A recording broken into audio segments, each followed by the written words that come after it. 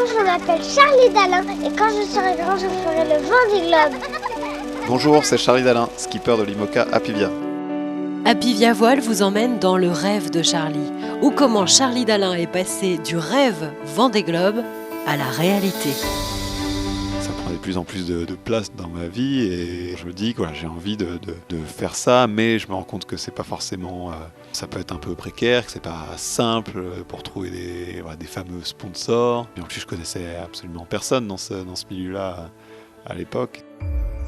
Et du coup, je me dis, ce serait bien peut-être de faire des études d'architecture navale. À l'époque, ce que je me disais, c'est que j'apprendrais à vraiment comprendre comment un voilier fonctionne, et j'aurai ce bagage-là qui m'aidera si j'y arrive, et si j'y arrive pas, je serai dans le milieu, et mon travail sera lié à ça. Et du coup, je vais voir un architecte naval qui est basé à La Rochelle, qui m'accueille chez lui une journée. Il me dit quelle école il faut faire pour être recrutable, on va dire, pour pouvoir travailler dans un cabinet d'architecture navale de voilier de course. Et donc, il me parle du département de Ship Science de l'université de Southampton. Donc, il me donne les contacts. Voilà, je vais sur les sites internet. Je me dis, c'est celle-là, quoi. C'est celle-là. En plus, c'est une école en Angleterre. Je me dis que en apprenant l'anglais, ça m'ouvrira aussi le champ des possibles. Je pourrais travailler dans d'autres pays, à l'international. Et que mon anglais n'était pas super bon, pas exceptionnel non plus quand j'étais au lycée. C'est un anglais de lycéen, quoi. Donc je finis mon lycée, donc je fais une filière scientifique, un bac S, et donc je pars en Angleterre en 2002. Mais ce que Charlie oublie de nous dire, c'est qu'avant de partir à l'université, il fait quelque chose d'assez unique pour son âge, et c'est son premier entraîneur qui nous le raconte. Bonjour, je suis Cédric Château, et je suis le premier entraîneur de Charlie en 420 au Havre. Le fait marquant que je pense que j'oublierai jamais, c'est à la sortie du 420, Charlie est pris à l'école de Southampton en architecture navale. Et il part avec sa canadienne, un réchaud, des pâtes, pendant 1 mois sur l'île de Wight à Cowes pour apprendre l'anglais, puisqu'il parlait pas très bien anglais à l'époque, et puis pour se faire un réseau dans le Solent, apprendre à naviguer sur des gros bateaux. Et je connais vraiment peu de jeunes hommes qui, à 18 ans, ont le courage de partir seuls en camping sur l'île de Wight et tous les matins d'aller à la rencontre de nouvelles personnes, de leur poser des questions en anglais alors qu'on parle pas très bien, pour pouvoir arriver à son but, c'est-à-dire naviguer dans le Solent pendant toute sa formation à l'école navale de Southampton. Et après 4 années en Angleterre, Charlie Dalin sort diplômé de l'université de Southampton. Il part travailler comme architecte à Sydney, puis à Stockholm, et continue évidemment toujours de naviguer. J'apprends énormément de choses et j'économise un peu d'argent et ça me permet d'acheter un petit voilier, un mini 650 on appelle ça. Et donc je fais un peu je fais ma première course en solitaire cet été-là, en 2008. C'est une course qui s'appelle les Sables, les Açores, les Sables, avec ce petit bateau. Et ça se passe bien parce que je dois faire 2e, je crois, de la course. Et donc l'objectif de l'achat de ce petit mini, c'était de faire la Transat 650, donc la mini Transat, l'année suivante, qui partait de La Rochelle.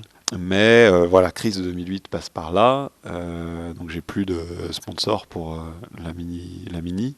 Donc il faut que je finance, donc il me restait de l'argent que j'ai gagné à Stockholm. Je retrouve un nouveau travail pour la construction d'un trimaran cette fois.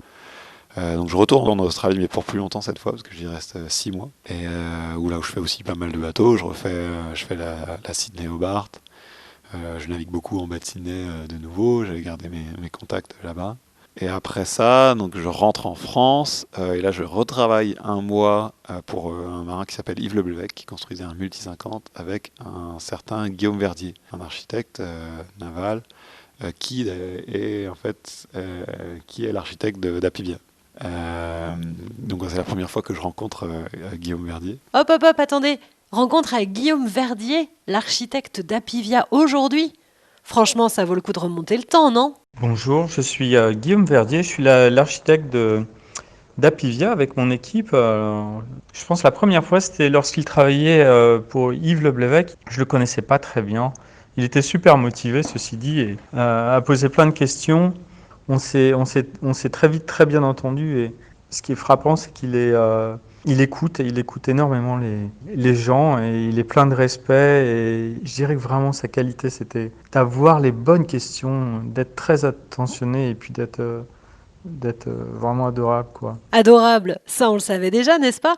Mais parmi les traits de caractère de Charlie, il est aussi déterminé et il commence alors son circuit en 6,50.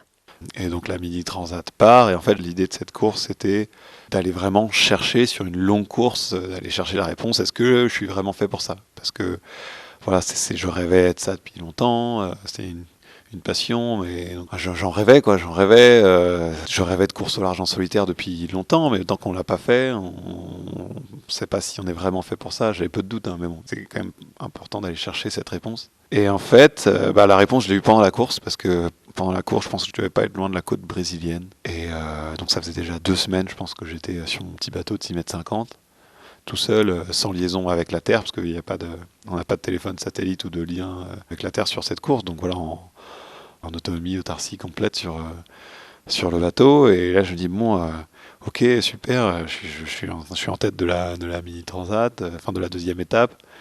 Qu'est-ce que je fais l'année prochaine, quoi. Donc en fait, je me suis posé la question de quelle course je voulais faire l'année suivante. Et alors que je pense qu'il y a pas mal de mes concurrents qui devaient se poser la question à ce moment-là, mais en quelle galère ils se sont mis. Et alors moi, je disais, voilà, c'est tellement bien, qu'est-ce que je vais pouvoir faire l'année prochaine, quoi. Donc voilà, la réponse, je l'ai eue à ce moment-là. Et son premier entraîneur, Cédric Chateau, le savait aussi depuis bien longtemps. Ce qui est sûr et certain, c'est qu'il a toujours dit qu'il voulait faire de la course au large.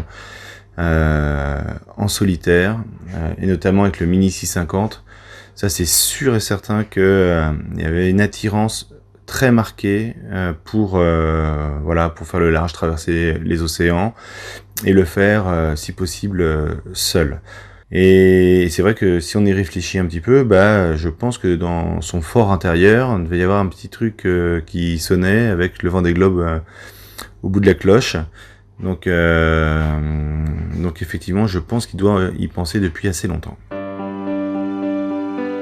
Alors mon petit Charlie, si tu dois entendre ce message, je serais tenté de te dire qu'il ne te reste plus qu'à prendre du plaisir, faire ce que tu sais faire. Voilà, il y a une grosse aventure qui se prépare devant toi et j'aimerais juste que tu n'oublies pas qu'il faut profiter de cet instant. Et que c'est en profitant souvent que l'on fait les plus belles performances. Merci à Cédric Chateau, le premier entraîneur de Charlie. Et dans le prochain épisode, on continue d'avancer dans le temps. Charlie vous racontera son aventure en Figaro et bien sûr ses débuts avec Apivia. Retrouvez-moi le 8 novembre au départ du Vendée Globe et sur les réseaux Apivia Voile.